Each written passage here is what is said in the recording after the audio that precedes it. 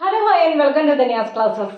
അപ്പോൾ നമ്മൾ എന്താ പറയുക, 8th സമവാക്യം എന്ന് പറഞ്ഞ ലെസണിലത്തെ സെക്കൻഡ് എക്സസൈസ്, അതായത് പേജ് നമ്പർ 35 ഒരു 4 എക്സസൈസ് ഉണ്ട്. വളരെ സിമ്പിളായിട്ടുള്ള ഒരു 4 എക്സസൈസ്. അപ്പോൾ അതും കൂടി നമുക്കൊന്ന് ചെയ്യാം.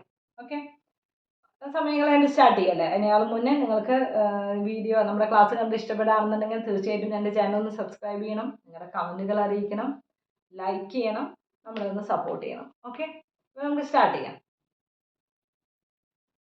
ഒരു സ്ഥാപനത്തിലെ മാനേജറുടെ ശമ്പളം പ്യൂണിന്റെ ശമ്പളത്തിന്റെ 5 ഇരട്ടിയാണ്. അപ്പോൾ ഒരു സ്ഥാപനത്തിലെ മാനേജറുടെ ശമ്പളം എന്ന് പറയുന്നത് പ്യൂണിന്റെ ശമ്പളത്തിനേക്കാളും 5 ഇരട്ടിയാണെന്നാണ് പറഞ്ഞിരിക്കുന്നത്. മാനേജർക്ക് മാസം 40,000 രൂപയാണ് കിട്ടുന്നത്. മാനേജർക്ക് എത്ര കിട്ടുന്നത്? 40,000 രൂപയാണ് കിട്ടുന്നത്. പ്യൂണിന്റെ മാസ ശമ്പളം പ്യൂണിന് മാസം എത്ര കിട്ടുന്നതാണ് ചോദിച്ചിരിക്കുന്നത്. ഓക്കെ, അപ്പൊ നമുക്ക് പ്യൂണിന് എത്ര കിട്ടുന്നതാണ് നമുക്ക് നമ്മുടെ അടുത്ത് ചോദിച്ചിരിക്കുന്നത്. അപ്പോൾ നമുക്ക് അത് എക്സ് എന്ന് പറഞ്ഞിട്ട് കൊടുക്കാം. ലെറ്റ് എക്സ് ആണ് പ്യൂണിന്റെ ശമ്പളം. ഓക്കെ, എക്സ് ആണ് പ്യൂണിന്റെ ശമ്പളം എന്ന് വിചാരിക്കും. അപ്പൊ മാനേജറിന്റെ ശമ്പളം എന്ന് പറയുന്നത് പ്യൂണിന്റെ ശമ്പളത്തിനേക്കാളും 5 ഇരട്ടി. 5 ഇരട്ടി എന്ന് പറഞ്ഞാൽ 5 × x അല്ലെ. അപ്പൊ മാനേജറിന്റെ ശമ്പളം എന്ന് പറയുന്നത് പ്യൂണിന്റെ ശമ്പളത്തിനേക്കാളും 5 ഇരട്ടി. അപ്പൊ 5x. ഓക്കെ, പ്യൂണിന്റെ ശമ്പളം എന്ന് പറയുന്നത് x ആണ്. അപ്പൊ മാനേജറിന്റെ ശമ്പളം എന്ന് പറയുന്നത് 5 ഇരട്ടി, അതായത് x × 5. അത് എത്ര രൂപയാണെന്നാണ് പറഞ്ഞിരിക്കുന്നത്? 40,000 രൂപയാണെന്നാണ് പറഞ്ഞിരിക്കുന്നത്. ഓക്കെ, കിട്ടിയല്ലോ, മനസ്സിലായല്ലോ പറഞ്ഞത്. പ്യൂണിന്റെ ശമ്പളം നമ്മൾ ആദ്യം തന്നെ എക്സ് അതാണ് കണ്ടുപിടിക്കേണ്ടത്. അപ്പൊ അത് എഴുതി. മാനേജറുടെ ശമ്പളം എന്ന് പറയുന്നത് അല്ലെങ്കിൽ നമുക്ക് ഒന്നുകൂടി മനസ്സിലാവണമെങ്കിൽ ഇങ്ങനെ എഴുതാം. മാനേജറുടെ ശമ്പളം എന്ന് പറയുന്നത്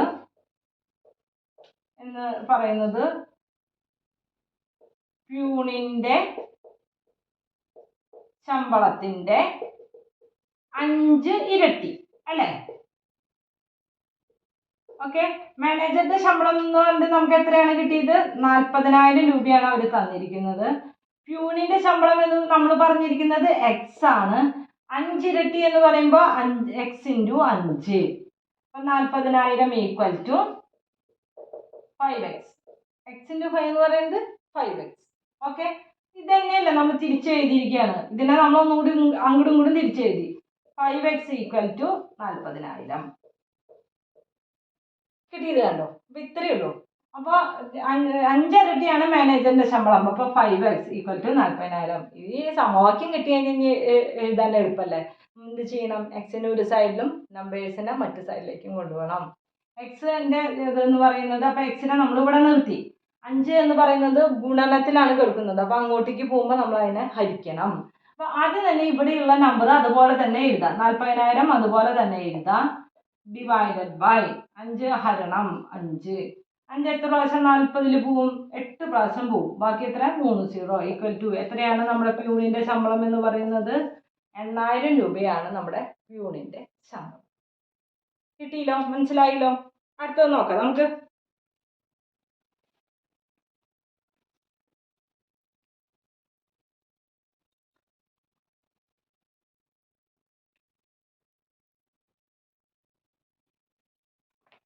അടുത്തത് എന്താ പറഞ്ഞിരിക്കുന്നത്? ഒരു വിനോദയാത്രയ്ക്ക് പോയവർ ചെലവായ 5,200 രൂപ തുല്യമായി വീതിച്ചു. അപ്പോൾ ഒരു വിനോദയാത്രയ്ക്ക് പോയപ്പോൾ 5,500 രൂപ ചെലവായി.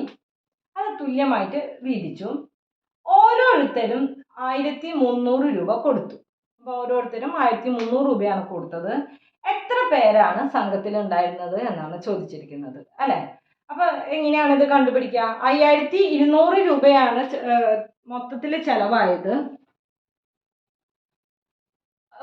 എന്താ പറഞ്ഞിരിക്കുന്നത്? ഒരാൾക്ക് 1,300 രൂപ ചെലവായി എന്നാണ് പറഞ്ഞിരിക്കുന്നത്. എത്ര പേരാണ് ഉള്ളത് എന്നാണ് നമുക്ക് കണ്ടുപിടിക്കേണ്ടത്. അപ്പൊ നമുക്ക് എന്ത് കണ്ടുപിടിക്കാം? എന്ത് പറയാം? ലെറ്റ് എക്സ് എത്ര പേരുണ്ടായിരുന്നു? എക്സ് ആളുകൾ ഉണ്ടായിരുന്നു. ഓക്കെ, ഇനി 5500 രൂപയാണ് ചെലവായത്. ഓരോരുത്തർക്കും എത്ര രൂപ ചെലവായി എന്നാണ് അറിയേണ്ടത്. അപ്പൊ നമ്മുടെ അടുത്ത് എങ്ങനെയാണ് അല്ല ഓരോരുത്തർക്കും 1300 രൂപയാണ് ചെലവായത്. എത്ര പേരുണ്ടായിരുന്നു എന്നാണ് കണ്ടുപിടിക്കേണ്ടത് അല്ലെ. അപ്പൊ നമുക്കറിയാം 1300 രൂപ ഓരോരുത്തർക്ക് ചെലവായി അല്ലെ. അപ്പൊ 1300 രൂപ എത്ര പേരെടുത്തു? എക്സ് പേര് 1200 രൂപ എടുത്തു. എക്സ് പേര് 1300 രൂപ എടുത്തു. ഓക്കെ, റുപ്പീസ് 1300 എക്സ് ആളുകൾ എടുത്തപ്പോൾ എത്ര രൂപയാണ് മൊത്തത്തിൽ ചെലവായത്? 5200 രൂപ. ക്ലിയർ ആയോ പറഞ്ഞത്? അതായത് 5200 രൂപയാണ് ഉണ്ടായിരുന്നത് മൊത്തത്തിൽ ചെലവായത്. അങ്ങനെ ഓരോരുത്തരും എത്ര രൂപ വെച്ചെടുത്തു? 1300 രൂപ വെച്ചെടുത്തു. 1300 രൂപ എക്സ് ആൾക്കാരെടുത്തപ്പോൾ എത്രയാണ്? 5200 രൂപയാണ്. റുപ്പീസ് നമ്മൾ എഴുതില്ല, നമ്മുടെ സമവാക്യത്തിൽ നമ്മൾ അതിൻ്റെ യൂണിറ്റുകളൊന്നും എഴുതില്ല. അപ്പോൾ 1300 രൂപ വെച്ചിട്ട് എക്സ് പേരെടുത്തപ്പോൾ 5200 രൂപ. ഇനി എന്താ ചെയ്യേണ്ടത്? എക്സിനെ ഇവിടെ നിർത്താൻ, നമ്പേഴ്സിനെ അങ്ങോട്ട് കൊണ്ടുപോവുക. എക്സിനെ ഇവിടെ നിർത്തി. എക്സ് ഈക്വൽ ടു 5200 അതുപോലെ തന്നെ നമ്മൾ എഴുതി. ഇനി ഇവിടെ എന്ന് പറയുന്നത് ഗുണനത്തിലാണ് കിടക്കുന്നത്. ഇപ്പുറത്തെ സൈഡിലേക്ക് പോകുമ്പോൾ അതിനെ ഹരിക്കണം. 5200 ഡിവൈഡഡ് ബൈ 1300. ഓക്കെ, സീറോസ് നമുക്ക് കട്ട് ചെയ്യാം. 13 എത്ര പ്രാവശ്യം ഇതിൽ പോവും? 4 പ്രാവശ്യം. 13 × 4 എന്ത്? 52. അപ്പൊ നമുക്ക് എത്ര ആൾക്കാരാണ് ആ ഇതിൽ വിനോദയാത്രയ്ക്ക് ഉണ്ടായിരുന്നത്? 4 പേരാണ് ആ സംഘത്തിൽ ഉണ്ടായിരുന്നത്. ഓക്കെ, മനസ്സിലായല്ലോ? നമുക്ക് ഇനി അടുത്ത പ്രോബ്ലം നോക്കാം.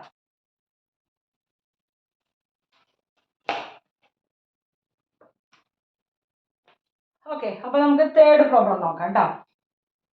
എന്താണ് തേർഡ് പ്രോബ്ലം? ഒരു സംഖ്യയെ 12 കൊണ്ട് ഗുണിച്ചപ്പോൾ 756 കിട്ടി. ഏത് സംഖ്യയെയാണ് ഗുണിച്ചത്? നമുക്ക് നോക്കാം. നമുക്ക് എന്താണ് കണ്ടുപിടിക്കേണ്ടത്? എക്സ് ആണ് കണ്ടുപിടിക്കേണ്ടത്. എക്സ് ആണ് സംഖ്യ. എക്സ് ആണ് സംഖ്യ എന്ന് നമ്മൾ വിചാരിച്ചു. എന്താണ് കണ്ടുപിടിക്കേണ്ടത്? അതിന് നമ്മൾ എക്സ് എന്ന് കൊടുക്കുക. ഓക്കെ, ഇനി ഒരു സംഖ്യ, നമ്മുടെ സംഖ്യ എന്ന് പറയുന്നത് എക്സ് ആണ്. അതിനെ എന്താണ് ചെയ്തത്? 12 കൊണ്ട് ഗുണിക്കുകയാണ് ചെയ്തത്. അപ്പൊ ഇൻറ്റു 12. അപ്പൊ നമുക്ക് എത്ര കിട്ടി? 756 കിട്ടി. ക്ലിയർ ആയില്ലേ? ഇനി എന്താണ്? സമവാക്യം കിട്ടി കഴിഞ്ഞു. ഇനി എന്താണ്? സോൾവ് ചെയ്യുക, അത്രയേ ഉള്ളൂ. അപ്പൊ എക്സിന് ഒരു സൈഡിൽ നിർത്തി, മറ്റേ നമുക്ക് അപ്പുറത്തെ സൈഡിലേക്ക് കൊണ്ടുപോയി. എക്സ് ഈക്വൽ ടു 756 നമ്മൾ അതുപോലെ തന്നെ എഴുതി. ഈ ഗുണനത്തിനെ ഇങ്ങോട്ടേക്ക് പോകുമ്പോൾ ഹരണം, ഡിവൈഡഡ് ബൈ 12. ഓക്കെ, ഇനി എങ്ങനെയാണ്? 12 ഇതില് 2ല് 12 എത്ര പ്രാവശ്യം പോവും? 6 പ്രാവശ്യം പോവും. 7ല് 3 പ്രാവശ്യം പോവും, 1 ബാലൻസ്. 15ല് 7 പ്രാവശ്യം പോവും, 1 ബാലൻസ്. 16ല് 8 പ്രാവശ്യം പോവും. ഓക്കെ, ഇനി 37ല് എത്ര പ്രാവശ്യം പോവും?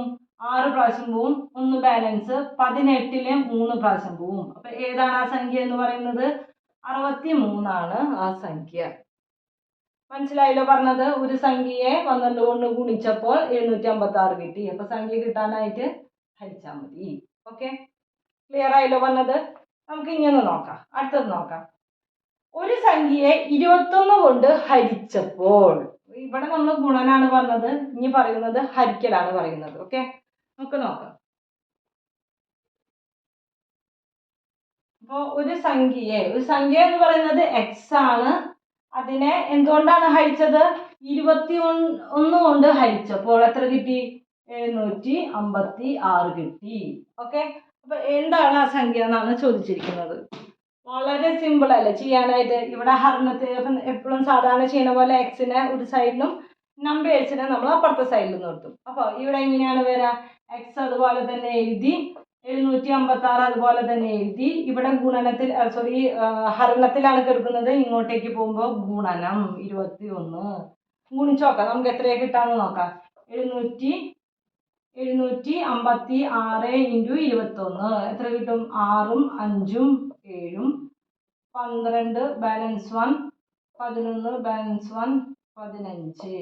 നമുക്ക് എത്ര കിട്ടി? 6ഉം 7ഉം 8ഉം 5ഉം 1. അപ്പൊ എത്ര കിട്ടി?